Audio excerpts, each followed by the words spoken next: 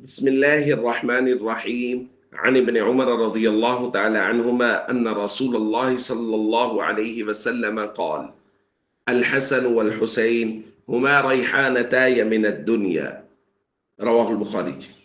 نبی کریم صلی اللہ علیہ وسلم نے ارشاد فرمایا، حسن اور حسین یہ دونوں دنیا میں میرے دو پھول ہیں۔ دوستو، نبی کریم صلی اللہ علیہ وسلم حسنین کریمین سے والہانہ محبت فرمایا کرتے تھے۔ آپ ان شہزادوں کو چوما کرتے تھے، ان کو سونگھا کرتے تھے اور فرماتے تھے، ہما ریحانتایا من الدنیا، یہ میری دنیا کے دو پھول ہیں۔ اور کیوں نہ ہو کہ ان دو شہزادوں کو سب سے پہلی جو آواز سنوائی گئی وہ محمد کریم صلی اللہ علیہ وسلم کی اذان کی آواز تھی، جو حضور نے ان کے کانوں میں دی۔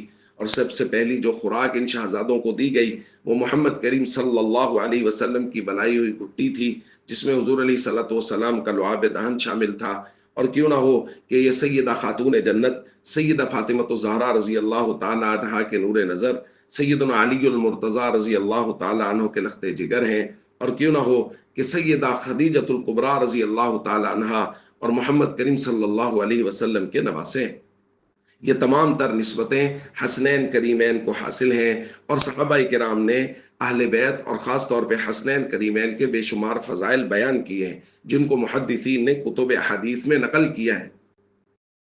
محرم الحرام میں، بعض مجالس کی آڑ میں، اور بہت سارے سوشل میڈیا پر بیٹھے ہوئے اہل سنت کے لبادہ میں وہ تمام لوگ صحابہ اور اہل بیت کے درمیان میں عداوتیں اور دشمنیاں بیان کرنے کی کوشش کرتے ہیں۔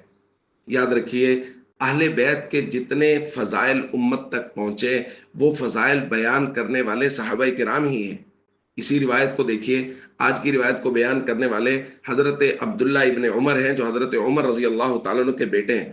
ابن عمر بھی صحابی، حضرت عمر بھی صحابی، اور حضرت عمر کے بارے میں تو بعض بدبخت یہاں تک کہتے ہیں کہ انہوں نے اہل بیت پہ مظالم کیے، نعوذ باللہ۔ لیکن دیکھیے، صحابہ کرام ہی اہل بیت کے فضائل کو امت تک پہنچا رہے ہیں اور ان کو بیان کر رہے ہیں۔ اس لیے صحابہ اور اہل بیت سے ہمیشہ والہانہ محبت رکھیں، اور ان کے تعلقات کو کبھی بھی تاریخ کی نظر سے نہ دیکھیں، ہمیشہ قرآن کریم کی روشنی میں دیکھیں کہ قرآن ان کے بارے میں کہتا ہے، رحماء بینہم، صحابہ آپس میں رحم دل و محبت کرنے والے ہیں، صحابہ اور اہل بیت آپس میں پیار کرنے والے ہیں۔ اس لیے صحابہ اور اہل بیت کے تعلقات کی کبھی بھی تاریخی پیرائے میں نہ دیکھیے، قرآن کے پیرائے میں دیکھیے کہ قرآن ان کے تعلقات کو آئیڈیل اور محبت والا تعلق قرار دیتا ہے۔ صحابہ اور اہل بیت سے ہمیشہ والہانہ محبت کرنی چاہیے۔ والسلام علیکم ورحمۃ اللہ وبرکاتہ۔